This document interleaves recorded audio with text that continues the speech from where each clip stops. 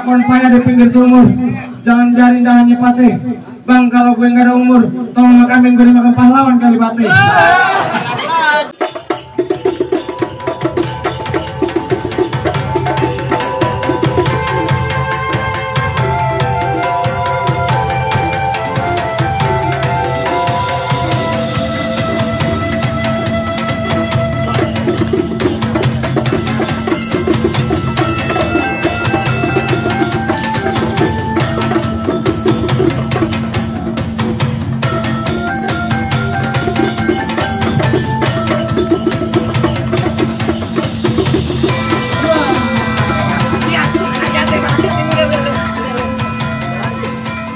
Udah, lah mau kalau kosong tolong izin ke Bang Lape jangan bertumpuk Bang.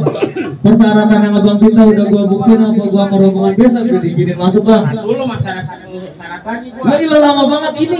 Wah, ilah. Sabar dong. Ayo apa lagi?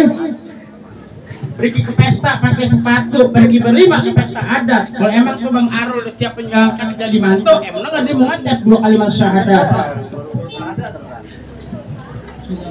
Asyhadu an la ilaha illallah wa asyhadu anna Muhammadar Rasulullah.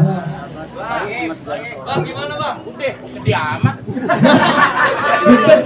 Kalau Bang Arul datang di malam Jumat, jangan lupa duduk bersila sambil mengaji. Lantaran Bang Arul datang dengan segala hormat, terima dengan senang hati. Alhamdulillah.